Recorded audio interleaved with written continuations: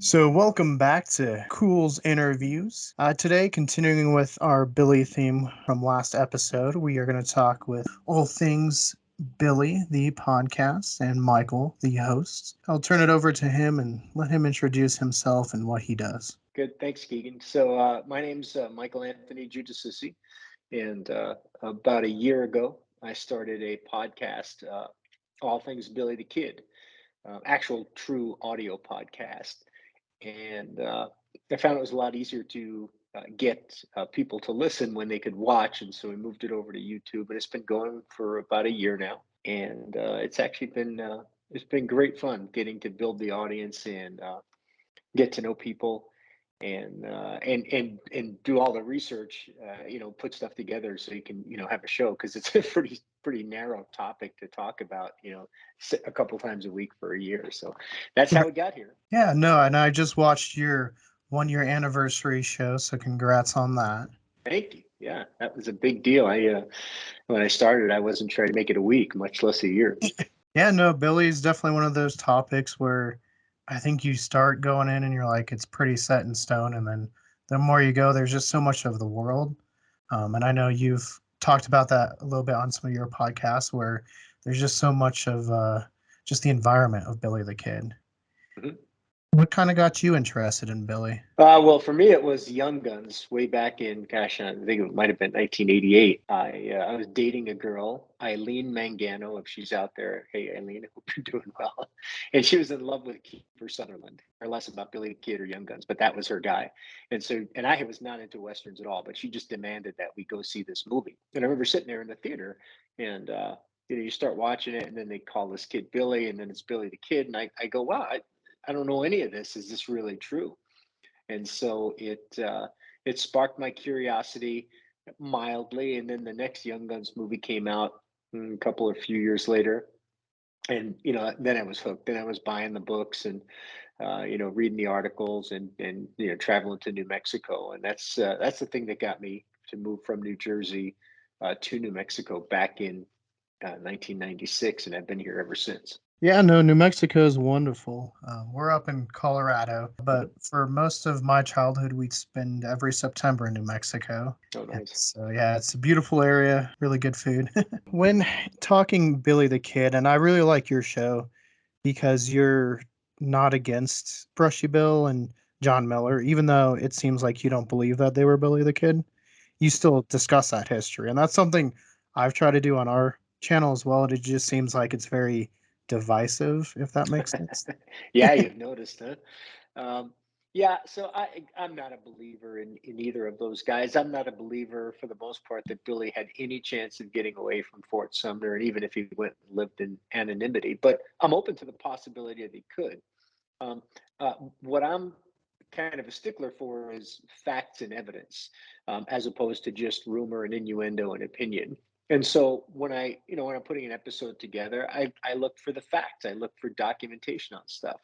Um, I look for what people said that was put in writing versus what somebody said that somebody said. I could be wrong, Brushy Bill, maybe he was Billy the Kid. Maybe I'm totally blind and obtuse to the whole thing, or John Miller or somebody else. Um, but I call it the Billy the Kid universe, right? There's the story of Billy up to July 14, 1881, and then there's everything that came after that. And whether Brushy Bill or John Miller or Walk Along Smith or anybody else was Billy the Kid, because they're in the conversation, because people have said they're part of that universe. And so to ignore it doesn't make any sense to me. I think it's fascinating. I think the story of Brushy Bill Roberts is fascinating, even though I don't think he's Billy the Kid. I think his story is more fascinating than the real Billy. And so, yeah, I do want to talk about it. I want to investigate it more. I'd like to know what the conversations were, and so we endeavor to do that. But you're right. You drop that's like dropping oil into water, and those two things just kind of separate. So you have to handle it gently sometimes. Yes, very gently. I was talking with author John LeMay, and I told him it's probably worse than politics. Like honestly, like Oh yeah, it's very cutthroat. I read a book by an author called Cracking the Brushy Bill Hoax. And I think Gail you see Cooper. yeah, and I think you see a lot of that come through as far as that side. I've also read the Billy the Kid autobiography. Um, who's that by? Dan Edwards. Dan Edwards, yeah. Hmm. And that one is the opposite side, but it's very set in stone. So it's always nice to see someone that, tries to see both sides of the fence.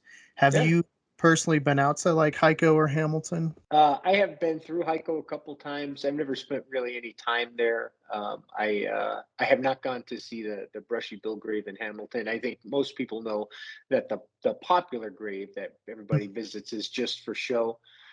Brushy's real grave. He was buried back in the pauper section of the cemetery, and it's unmarked now. So I'd be more interested to go and see if I could find that than to just go to a monument that everybody knows there's nothing underneath. But haven't spent a lot of time there. But you never know if it's proven that Brushy Bill was the kid. I guess I'll have to go back and bring my camera. Yeah, I'm definitely on your side as well, where I don't think Brushy was Billy the Kid, but I do find it a fascinating story, and everyone down in Heiko and Hamilton were very nice and at the museum and everything, and they even were very upfront that the grave you're going to go see right on the road isn't really, Brushy's grave and everything. So that kind of gets to another point as far as graves and Billy the Kid in Fort Sumner. Obviously, I think everyone knows the headstone and footstone, but it's not exactly where that might be. It's a little off the center. But you do think he's at least in Fort Sumner? Well, I would say that the probability is very, very high that Billy was killed that night by Pat Garrett, and they buried him in the cemetery. And aside from the evidence, there were plenty of witnesses and people that were there that said that that's what happened. When you get rid of all the speculative, wild stories of no, this happened or that happened, if it didn't happen, there were roughly 200 people in Fort Sumner who would have had to keep that a secret for the rest of their lives. And while other people, freely talked about the fact that, oh yeah, sure, Billy's still alive. He came and had dinner with me. The people in Fort Sumner, the ones that were actually there, I've yet to find any credible account of them saying, "Oh no, it was Billy Barlow or some Mexican sheep herder, or we buried a saddle in a box of rocks." I think that I'm trying to think of the saying: "A secret, three people can keep a secret if two of them are dead," Hmm. and I think that that's kind of what we're at when you look at the story of what happened with Billy. Nobody came forward, nobody spoke up. Everybody took that secret to the grave. It's just it defies basic human nature to me. So yeah, I do think whatever's left of him, probably not very much, is underneath that really hard packed dirt there in the cemetery. Yeah, super dry. And I've seen your video as of today where you did you went out to the cemetery and try to overlay that Dudrow like survey, which is something we try to do last year too when we went out. We walked around, not as thorough as you, but we try to guesstimate kind of where. And so it seems like he's there somewhere. Yeah, I mean, I think if you lay the map over an image, which we did of a Google Earth image today, and you use the boundaries of the cemetery wall, it's pretty close. I mean, yeah, it's a few feet off, and it looks like a couple graves are sitting half outside the cement, and then the other grave, which might be Billy's, is half outside the other side of the cement. But overall, it's pretty spot on, and especially when you factor in where the old gate was and there's kind of an irrigation ditch that ran through the middle of that years ago. But here's the thing: David Thomas, an author and a friend of mine, wrote what I think is, kind of the seminal book called Billy the Kid's Grave. It's just a history book of the cemetery and the grave. It's a very good. And oh, you've read it. Okay, yeah, so you Mhm. know it. There's a section in there that talks about the fact that the very last burial, and I think it was in the 1940s, but don't quote me on that. They had to dig three separate times until they could find enough open ground to put a casket. Like that cemetery is absolutely filled from wall to wall with graves. So if you were to dig down now, where we think Billy's grave is, or where the headstone or footstone says it is, yeah, it's probably off, but you're going to find something. How you're going to determine, who that might be, I think that's probably the biggest challenge, and that's probably why it'll never happen. Yeah, because then I think the only way you really determine if it's Billy is go out to Silver City, and then that's a whole mess in itself as well. And then Yeah. it's at that point you're disturbing numerous graves, and definitely that's probably where there's some blowback as far as digging them up. Yeah, and that was really, back in 2003 when there was that effort to dig up the graves, Steve Cedarwall, Gary Graves, and Gail Cooper stopped that via a lawsuit with the county of Lincoln.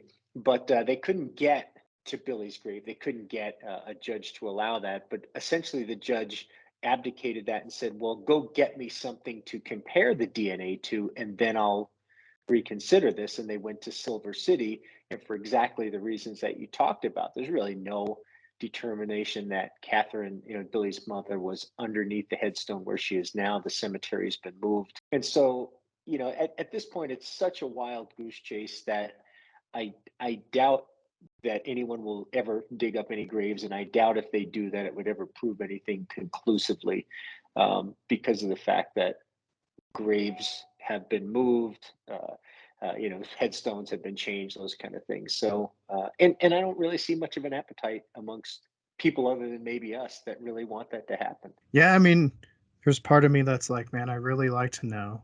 Even though I do believe he's there, I think it would just be definitive.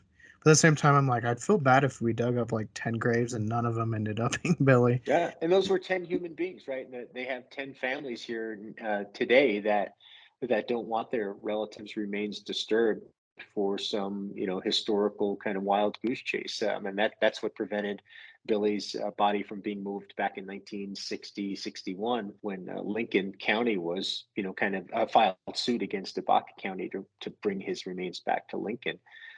It just took one person to say, "Nope, I'm a relative of Charlie Bowdry, and I don't think I don't. I'm not proud of it, but I don't think his remains should be disturbed. You probably will, so please don't." And that was it. Shut it right down. Yeah, and so kind of going to those locals of Fort Sumner, they they obviously believe Billy died. Why do you think this idea that he maybe survived? Like, what causes that? Is it maybe Pat Garrett and his reputation? Is it movies and film, or is it just like that romantic notion of like that outlaw getting away? I think it's a little bit of all three of those. It's certainly been movies. Young Guns 2 had the Brushy Bill story. There's a Guns 3 that's being developed now that will be the Brushy Bill story. Yeah, I don't know. I got to be honest, because I've looked at this and I've asked researchers who are way better at this than me. Um, I don't know where this idea that Pat Garrett was this, horrible liar came from. He certainly was later in life was an alcoholic. He was bad at managing money. He was not a kind man. But in his younger days, he was generally just kind of respected as a regular guy, become this great liar. So I never knew where that came from. I think it's more legend than anything else for people that want to discredit him. And then, of course, the last part is, yeah, I think people, love the fact that Jim Morrison's still alive and Elvis is, preaching down in a church in Arkansas or Alabama, and Jimi Hendrix is probably hiding on a Caribbean island, and Billy the Kid lived until 1950 or so. I don't believe any of those things, but I think that people there's some comfort in believing that maybe something happened that you don't know about, but you would want to happen anyway. Right. Yeah. No, we always seem to see that pop up, be it like J. Frank Dalton. We've seen it a couple times with Elvis, and especially that book Orion, which was kind of the builder of that myth. And Tupac, Biggie, they're always like alive somewhere. Do you think a lot too, maybe with the public, is the death scene of Billy as far as how he was killed? Yeah, and I will say, and I've said before, I'm not convinced that things happened the way that Pat Garrett explained them. Although, again, I go back to the fact that Garrett, Maxwell, Poe, McKinney, at least those four guys would have had to come to some conclusion of, hey, here's the story we're going to tell, and you guys will have to keep this story in mind for the rest of your life. If they did, Garrett chose a ridiculously simple story, which is probably smart. In other words, if they made something up, you make it up so it's simple so everybody can believe it. But yeah, it seems like a one in a million thing. Garrett walks into Maxwell's bedroom, not to get Billy, but to ask where he might be or if he's around. Maxwell wakes up. He's annoyed. 2 seconds later, a few seconds later, Billy walks in with a gun. Garrett hears his voice, pulls the trigger, and the kid's dead. I mean, just an unbelievable needle in a haystack coincidence. And it could have just been that bad luck, but so many things about that just go against what we believe was the nature of Billy the Kid, that it makes it a little difficult to buy that to buy that story hook, line, and sinker. Yeah, and I always tend to, like, believe Pat because you think if he was gonna make it up, he'd make it kinda grandiose, which might have helped Brushy Bill as far as, like, his, like, super shootout that he said happened. And I was trying to find the article I said before, but there was an article around the time that Billy had died where people were kinda questioning if they had set a trap using Paulita. Hmm. And Billy was actually killed in Paulita's room, coming into her room, and maybe that's why they like covered it up to try to make save some face for the Maxwells. Have you heard that story before? I have, yeah, and I think that there could be some credibility at minimum that Billy was either in the house with Paulita or was in the house with Delavina or something because everybody has their own opinion, but I went down and walked Billy's final steps down there in Fort Sumner. To go walking around there at midnight with no boots on, with all kind of stickers and thorns and scorpions and whatever, to carry a knife and a gun in both hands while you're buttoning your pants and then walking blindly into what was certain death. It just seems so far-fetched, like everything would have to go wrong for Billy in order for that to happen. So it does seem likely that there's at least a possibility that maybe he came walking around the porch from the side of the house, which is why he didn't have his boots on because he didn't need them. Maybe there's a couple of statements by Paulita that make you kind of scratch your head and wonder. But I think there's probably something more to it.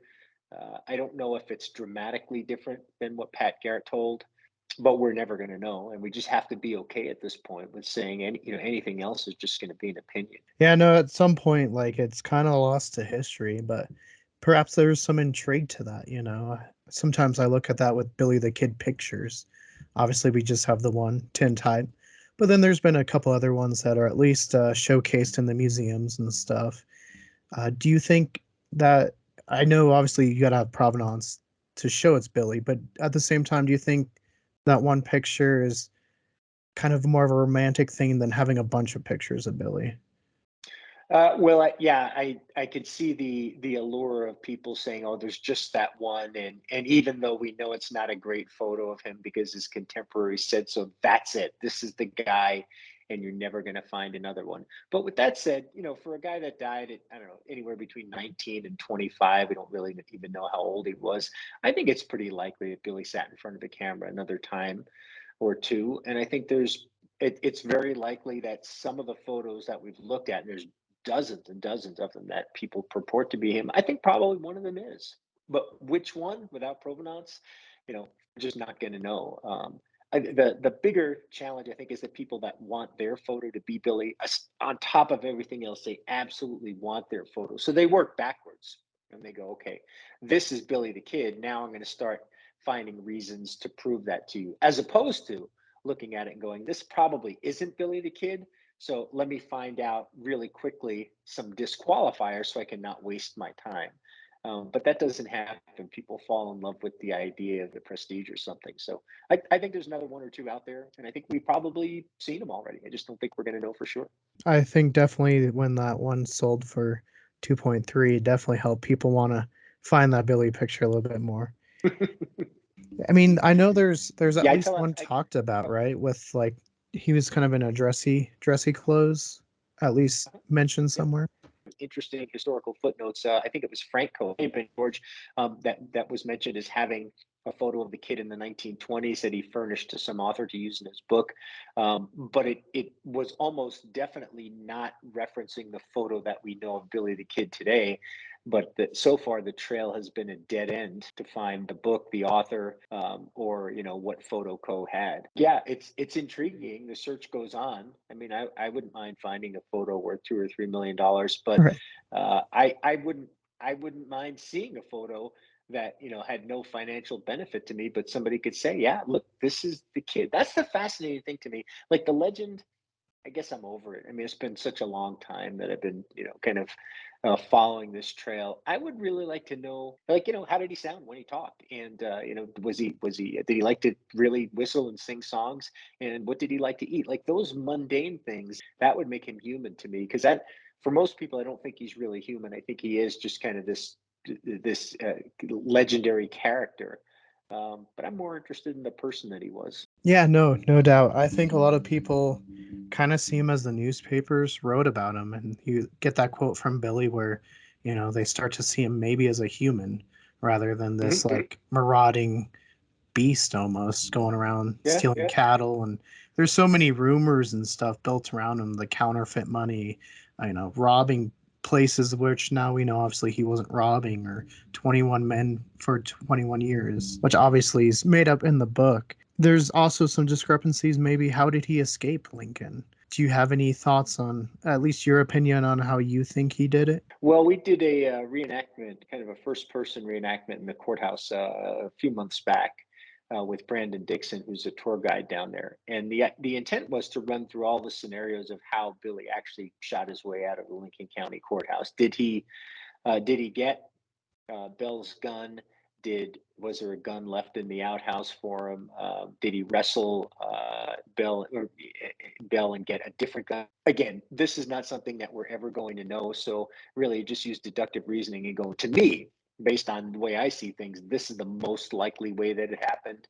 But it could have happened any of the other ways. But I really do think, when we filmed the one version of him just getting up to the top of the stairs more quickly than Bell, getting those shackles off, or one of those shackles off somehow, and then it seemed like there's kind of a desperate fight, and Billy was able to get Bell's gun and shot him with it. Now you can go back to Pat Garrett's testimony that said that Bell's body was there with the gun still in its holster. So I certainly could be wrong about that. I don't think there was any outhouse gun. I don't know that there's many places. I've been in a few old outhouses, and it's not like there's any good spots to hide a gun, especially an outhouse that would be used because there was people. So, yeah, I mean, it's clear that Billy killed two men and got, and there were enough witnesses. How he actually got the gun, where he got it, where he shot Bell, those kind of things, not so clear.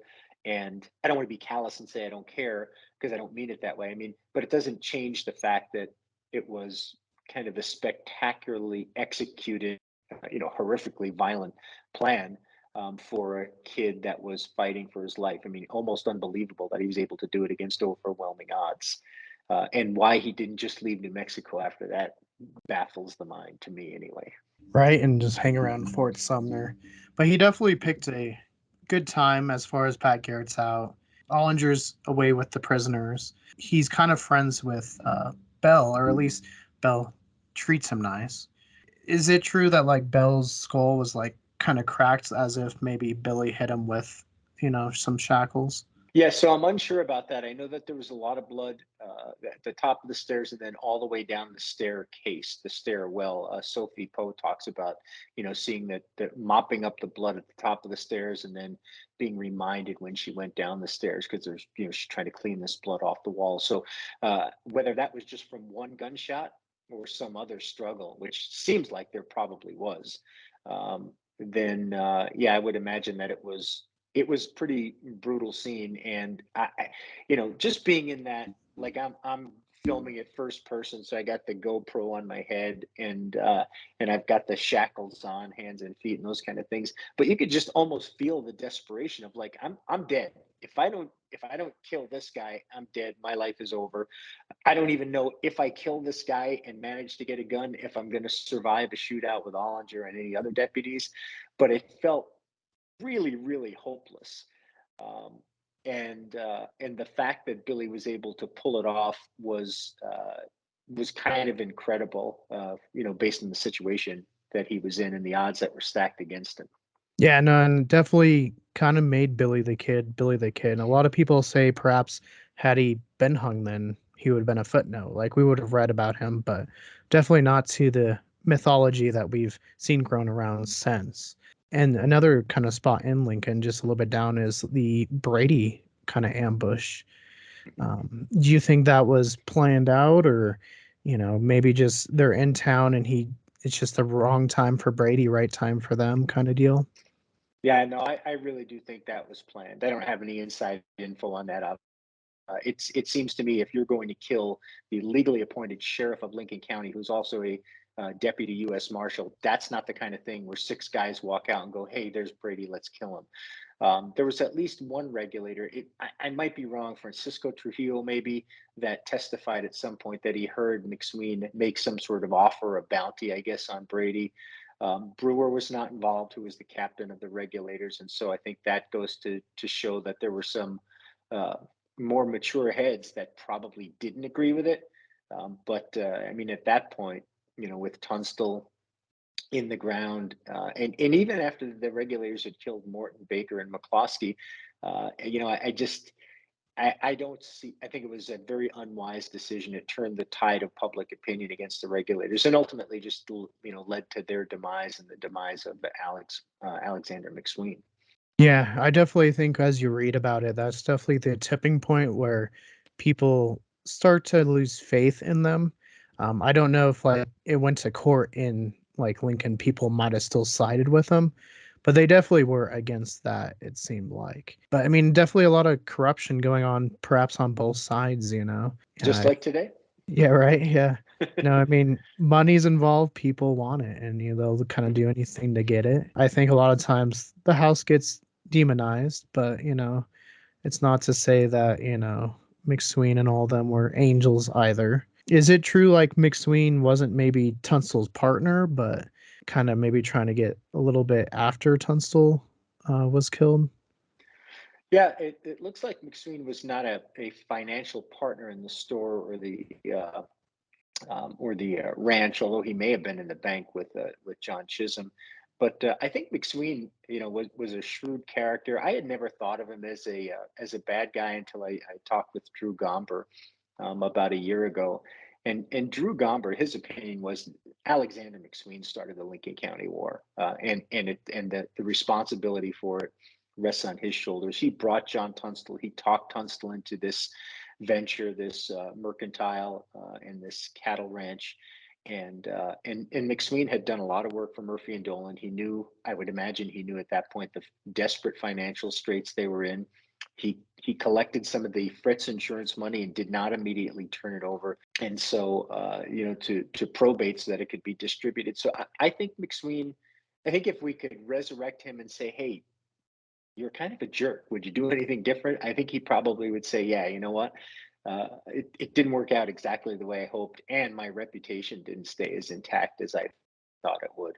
So yeah, I do place a large portion of the blame for everything that happened on him. Now he never pulled the trigger; he didn't kill anybody, so you can give him a pass for that. Uh, but he certainly incited some of it with his actions. Definitely prodded the line a little bit. Going to Tunstall, do you think like I think it was bound to happen, even if McSween's not involved. But say for whatever reason, the House and Tunstall can get along and share. Do you think Billy hooks up with Tunstall and he can go the straight and narrow? Well, I wonder if Billy even would have had he not been needed as a gunman in Tunstall's army. He had talked about looking to hold a piece of land. Can't remember the creek it was on, but with Fred Waite because they wanted to have build a ranch. Billy had just come out riding along with the Jesse Evans gang, and he probably saw that this is a pretty quick way to a short life. So it seemed, before the advent of the Lincoln County War, that he wanted to go straight. Maybe he would have. He certainly would have known Tunstall because he knew Doc Scurlock and Charlie Bowdry, who was in his employ, and I think he. I, I wrote about this in one of my books. Like, if Billy the Kid had been born in this time instead of his time, I think he would have been like a plumber in Chicago, and would have had a nice family. Would have went to the Bears games on the weekend, and as long as he didn't fall into a life of crime, I think he would have been kind of just like an ordinary, good, hardworking guy. And that's probably what would have happened back then. But of course, we're never going to get the chance to know that because Tunstall was killed and this war did take place. Yeah, and unfortunately, it's kind of that nature versus nurture thing. Billy kind of had a rough upbringing, at least what we know of it, as far as like his mom dies and then his stepfather doesn't seem like too nice of a character and kicks him and his brother out, and he's an orphan really early on in a really harsh environment. And from there on, it's maybe too late, but I still think, I don't know, I feel like there's a couple of glimpses where had he just made different choices or things didn't go that way, he might have had that opportunity to go on the straight and narrow. Yeah, I agree with you too. I think the working with Tunstall and seeing kind of a different way with some guys that they skirted the law, the boundaries, the Dick Brewers, those kind of thing. But they weren't outright criminals and outlaws. And I think that's kind of the life that Billy probably could have and would have lived had this not happened. Um, but you're right. I mean, he just made absurdly bad choices after the Lincoln County War, and even when he garnered himself another chance by escaping from Lincoln after killing his guards, he could have gone anywhere, get on a horse and ride. He could have gone to Mexico, Texas, Colorado, I mean anywhere, and he just never did for whatever reason. He just stayed in the killing fields and eventually got killed for it. It kind of brings you back, maybe Paulita, maybe Delavina, maybe, you know, who knows? I mean, there definitely seems like there was something keeping him there. I mean, otherwise you think smart thing would be to leave, go somewhere where they're not searching for you, and Colorado's far enough from, Lincoln and stuff. It's about 8-hour drive today. You'd think you'd be safe there, or Texas or something of that. You know, Another question with Billy is his birth. Some people say Indiana, some people say Missouri, some people say New York. There seems to be at least a census record of a Henry McCarty with a Catherine in New York and about 2 years old, but it says he had a sister, so maybe not him. How far have you gotten into like the birth and stuff? Where do you think he was kind of born?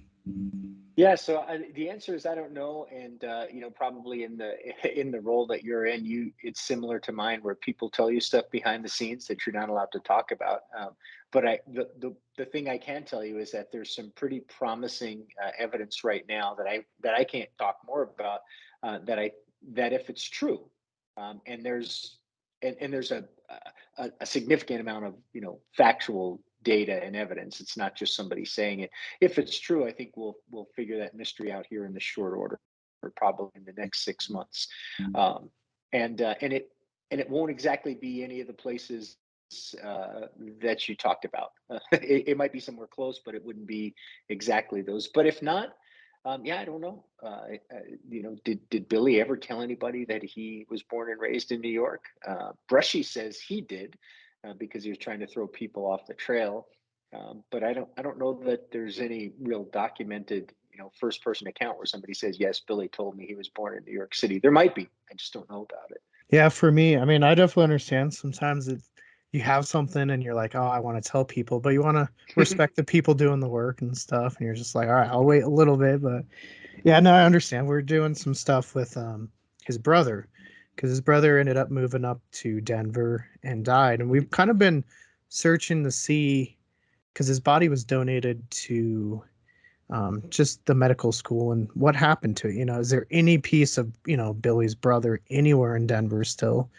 And that's almost as cool of a mystery to me as Billy himself. Like his brother, to a lot of people, I think is just kind of unknown. Like, how much have you delved into his brother? Yeah, a little bit. There's not much to know.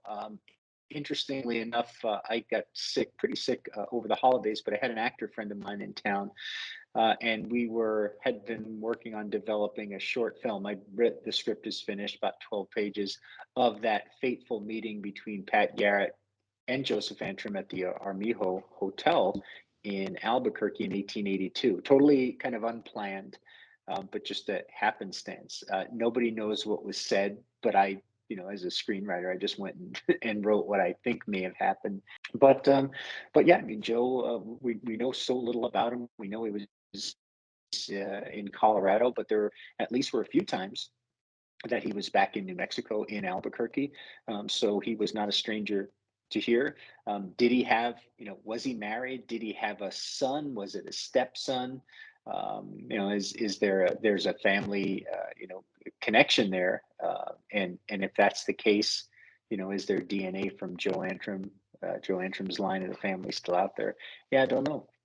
It's kind of amazing when you look at Billy the Kid, you have Billy and Joe and Catherine, and then William Antrim.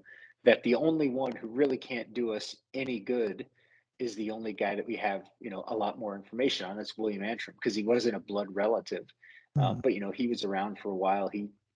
He documented, things in his life. The three principals, Catherine, we don't know where she is. Joe, we don't know where he is, and Billy, we might not even know where he is. Kind of amazing for one family to be so lost to history yet still be such a focal point. Yeah, so famous but so unknown at the same time, and perhaps again that's some of the allure. We've been working trying to get with some of our contacts to have access to some of the medical colleges, and I don't know how you'd prove it was Joe, but we're trying, we're looking.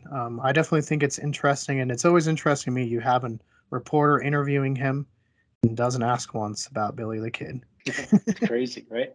Right, Crazy. And says something along the lines of Joe was the most boring guy that he'd ever met. Like, just no detail of the conversation whatsoever. right. And Just the and footnote. and wherever that reporter went, that there went the story with them. So you kind of talked about it a little bit, as far as you make some films. I definitely just watched the final trial of Billy the Kid, which I thought was excellent. But do Oh, you want to thank you. talk? You're welcome. Do you want to talk to the viewers a little bit about your films?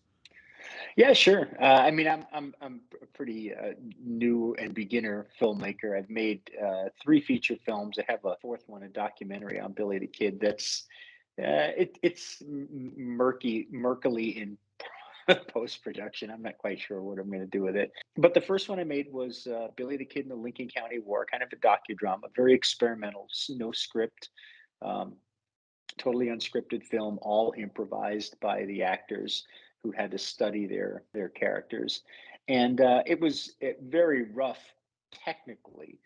When you make a film for $5,000 and you got to you got to make it on different days with different crew, it was tough, but I thought it was kind of an honest film as far as getting you to know the people that were involved in the Billy world and universe. And then the film that you just talked about, The Final Trial of Billy the Kid, is, I guess, total fantasy because it's actually a trial where Brushy Bill Roberts and, at least at the beginning, John Miller, two Billy the Kid claimants, take Pat Garrett to court in this, netherworld, I guess, because they were not they wouldn't have been alive at that point, and they want to prove that they're Billy the Kid, and Pat Garrett has to prove whether he killed the kid or not. And the interesting thing about that film is the initial concept was not a scripted drama; it was a real trial. I had a retired federal judge. I had real practicing attorneys from the New Mexico Bar's Historical Commission that had volunteered to take part in that. I was pursuing a filming location in the Lincoln County, the old Lincoln County courthouse, and what it was going to be was an actual trial with experts, historians, presenting their case and their evidence for their guy. And then they would be examined and cross examined by real attorneys. And I thought it would be fascinating to put this evidence on trial because it's very scant, no matter whether it's Pat Garrett or Miller or Brushy. There's not tons of real, legitimate, admittable evidence. Um, but a funny thing happened on the way on the way to putting this trial film together. The first thing is it was difficult to find somebody that would represent John Miller, only because there really isn't any tangible evidence that John Miller was Billy the Kid. Um, just nothing whatsoever. And so to find somebody that could sit there and try to make a court case was difficult, but I had some workarounds for that. David Thomas, who we talked about, the author of Billy the Kid's Grave, agreed to sit in the witness chair for the story of Pat Garrett. While I tried to find someone to which you think would be easy, someone to testify on behalf of the Brushy Bill story. I found the top four experts in the country, all one at a time, talked to each of them, usually for hours, to explain what was going on and why I wanted to do this. Every single one of them agreed, and then within 2 weeks, every single one of them backed out.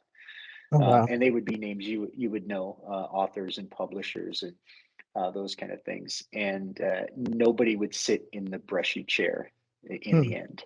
And that was pretty telling. When I went back to one of my attorneys, I said, I can't believe this. I'm 0 for 4 And she said, yeah, that shows you how much they believe in their evidence. And it's one thing to write a book or to sit on a YouTube channel and, like I do, and kind of espouse your theories. But it's quite another thing to sit in front of a real attorney that's going to cross-examine you on what you've presented and then be to hold up. And I think that they all looked at that and said, it's probably not worth it. And so I was left with no choice but to script it and do the research and gather the evidence myself and put that into a more dramatic format.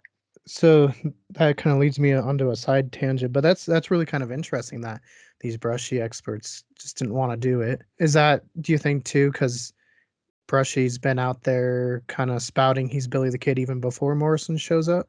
I mean, there's some stories of him like trapping people in the square and waving his arms Yeah, back and forth. He's out there with J. Frank Dalton in 47, I believe, taking pictures. I mean, that's really yeah. interesting. I think your actor though who played Brushy was excellent. Oh, that's Thomas Fears. Thomas is now living.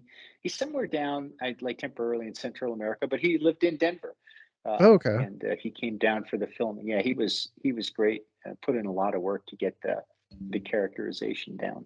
Yeah, I thought it was great. He looked like him. I mean, just the way he talked, you could feel he was like scared about something, but very, it felt like he believed what he was saying, but at the same time didn't believe it, which was really, I thought, a good take. And no, I thought it was really good, and I definitely recommend it to anyone that hasn't seen it.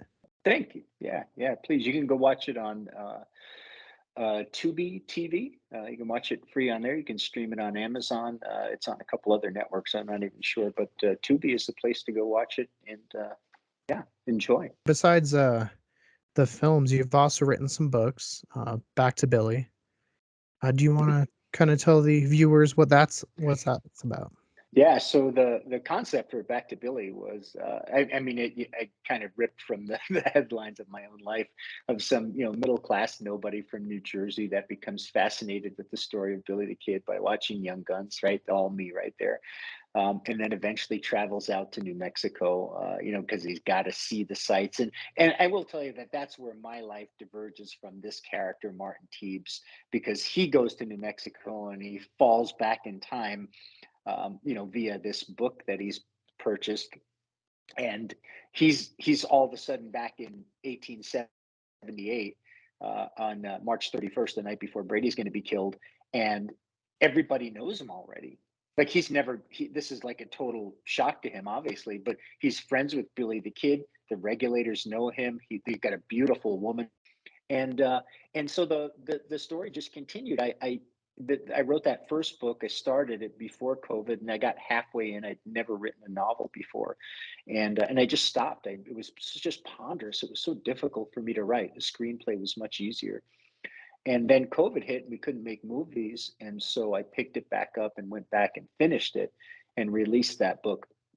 And it was intended to be just that. It was just one book about this fascinating, being able to travel in time to see your hero or your anti-hero, whoever it was, and posed a lot of moral questions. If you kill a deputy in 1878, but you weren't born until 1975, are you even guilty of anything?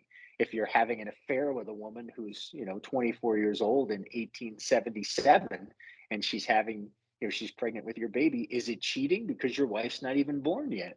Except later in the day when you go back to modern day, of course she's there. So to me, it was kind of fascinating, but really just it's more. I say it's more of a relationship type story between Martin Teebs and Billy the Kid, his pal.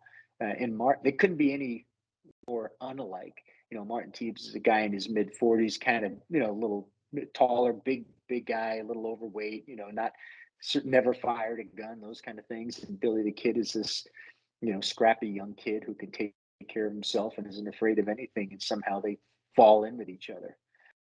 But the first book was designed to be it, and I had sent it to. I had a guy up in Denver, as a matter of fact, an executive producer that was just reading it for, film potential, and he said, "Yes, great, I like it, Michael, but you didn't tell me what happened with this person, and this person, and I want to know." And that led to book number two, and so forth. And so we're getting ready to release book number seven in February, and then book number eight is already underway. They one of them, is it 7 or 8, ties in with Billy Palooza? Yeah, so book number 8, which is titled 1950, is does have a tie-in with an event that actually hasn't taken place yet. So there's your time travel. But yeah, we're doing an event in Lincoln in September, a private event called Billy Palooza. That it's not sanctioned by the historical society or anything. But we've got people that are be coming in from all over the world, some from Australia, from the UK, from all over the United States. We're going to have a tour, private tour by Brandon Dixon. We've got some great speakers, Drew Gomber, David Thomas, Brandon Dixon, Steve Cedar will all be there. We're going to have music. We've got a bunch of musicians kind of part of the group there. We're going to eat together. And yeah, we're just going to have some cool stuff go on. But to me, this event, we get a bunch of these crazy personalities that are all focused on this one thing. This Billy the Kid is a perfect setting for this book number 8 that I'm writing. So Billy Palooza will happen literally, if that's a word, before it actually happens in September down in Lincoln, New Mexico. And so for Billy Palooza, like, are tickets available now or still to come, or how's that working? Anybody that wants to check it out and come down and spend a weekend with us, they can just tune into the show on YouTube. It's All Things Billy the Kid, and we'll have an announcement when tickets are available. And there'll be a limited number because it's a first year event. We want to get it right. We don't want to over promise and under deliver. But yeah, I'm looking forward to it. I think it's going to be a real fun time. Yeah, no doubt. Well, our group will definitely have to keep an eye, and because I was talking to the rest of the group members and having gone to Lincoln almost every year since 2019, we figured, hey, we might as well try to come down there. We've been doing our Billy documentary since 2019 with our actors and stuff. So Oh, that'd yeah, be no, awesome. yeah, maybe we'll be able to come down. Cool. I see you also do music and stuff like that. I do. Yeah. Yeah. I've been playing music since, since I was a kid back east. And I got away from it for a long time, but the last 5 or 6 years got back. Mostly now, what I do are solo acoustic shows. Both some of the music that I've written as well as some cover songs, and I play in and around Albuquerque for the most part, breweries and those kind of things. So it's a fun for me. I mean, you get paid for it, but to me, it's a fun kind of diversion and sideline, something different where you get to scratch an itch that you don't always get to otherwise, if you like to perform. So, yeah, 1 or 2 shows a month is all I need to make me happy. Well, and it seems like you had a pretty neat show where you actually got to do like the rap party for the kid. Yeah, that was total happenstance. We were playing at the Palace, which is a restaurant and bar on the plaza in Santa Fe. And we had this show, we'd played there a number of times and had it booked. And I got a call from the owner, and she said, "Hey, something came up. There's a film that's finishing, and they want to rent the whole place out the night that you're supposed to play. Would you still like to play and be the house band?" And they're going to have. And so I said, "Yeah." And what movie was it? The Kid. To get to see some of the stars of the film there, a lot of the background actors. It was a really really fun night, and yeah, and the name of the band I was playing in at that time was Lincoln County War, so it fit in pretty well. We didn't have to change anything to make it work for that event. No, that works out perfect. So, I mean, Billy's been kind of showcased on film quite a bit. Well, do you have like a couple of your favorite like Billy portrayals? Like, who do you really like? Yeah, gosh, that's a good question. I mean, there've been some really talented actors that have portrayed Billy, so it's difficult for me to say, I like this one, but I don't like this one because I know the hard work. I'm not an actor, and I never could be. I would say that I don't know that anybody yet has captured who I think Billy the Kid was. Emilio Estevez was great in that portrayal of Billy in Young Guns and Young Guns too. I think it was terrific. It was a little manic for my taste, and it almost seemed like Billy was kind of on the edge there. But I think it was a great. I mean, the films themselves were so popular. Dane DeHaan's portrayal in The Kid. I don't like my Billy the Kid to be kind of a sobbing and brooding guy. I just don't see that that's who he is. So I'm still waiting, for that portrayal to come along. But here's the thing: right, Keegan. There's probably a million or millions of people that think, "Oh no, no, you're way off base, Michael, because this portrayal was perfect." I just haven't seen one that fits who I think, or at least hope, I guess, Billy was. Yeah, for us, we did a top 10 countdown, so we try to like uh score them, and I think the total we could have given them was 120 points, and no one got the full amount. I think the only ones that got 100 were Diane DeHaan and Jarell Vosberg. And then we had David Leon, and then Val Kilmer, and then Emilio was number 5, just because I think that's such a classic one. But like you said, it seems like he's always ready to like explode in that movie. Way Billy was, and maybe Emilio and the writers had it right on. It's just not the Billy that I think. If I went back in time, I think I'd meet somebody that wasn't quite represented yet on film. Mhm. So if I could do that, I'll write a good script, and then and then people will know. But I don't have my ticket punched just yet. So thank you for joining us tonight. I think Of this has been course. good. I mean, we could go on and on, I'm sure. Billy the Kid, there's so much to talk about. But I know you're probably busy and I don't want to take too much time. But if, our viewers want to check you out, where can they find you? Yeah, so on YouTube, you can find the show All Things Billy the Kid. There's also a Facebook group by the same name, which you're welcome to join and come on and have the fun. You can email me directly at billythekidridesagain@gmail.com. And lots of people do that to say they really like what I'm doing or they really hate it. So liberally, either way is fine with me. I don't, I don't really care as long as people are, listening and paying attention. I think it's cool. But yeah, I love I love the process of getting to talk to people and meet them and hear their theories. So by all means, reach out or come out and watch the show. Yeah, and I definitely recommend it. I think it's really good. You've had some great conversations with different guests and tell their side of the story, because I know other people might have told their stories. So I think you've done a Mhm. wonderful job adding to all the Billy the Kid knowledge. So thank you for what you've been doing. Thank you, Keegan. I appreciate it. Yeah, you're welcome. And hopefully we can see you down in Lincoln this year. That would be fun. Might have to write you into the book now that we've had this conversation. Right? Yeah, let me know. I definitely plan on grabbing your Back to Billy books and at least reviewing them on the channel for you. Cool. Thank you. You're welcome. Well, thank you for joining us, and yeah, we'll definitely have to do this again. Sorry, it's I could go longer. My daughter's sick though, so I can't stay too late tonight. No worries. Thanks, everybody. Thank you. Appreciate it. And we'll talk to you again soon. All right, talk to you soon. So again, we want to say thank you to Michael for joining us, and make sure to go check out his YouTube channel, All Things Billy the Kid. We'll make sure to link all his projects in the description below. So once Back to Billy, you can buy it on like Amazon stuff. We'll make sure to link those so you can check those out. And like I said, go check out the YouTube page. It's fantastic. Lots of great interviews, lots of great topics, and I do highly recommend it. And make sure you go check it out if you want to go to Billy Palooza, because it sounds like a great event. But until next time, if you want to see more Culz reviews, including our interview with Billy the Kid actor Jarell Vosborg, click the link to your left. If you want to see more about what we're doing here at Culz Paranormal, click that link to your right.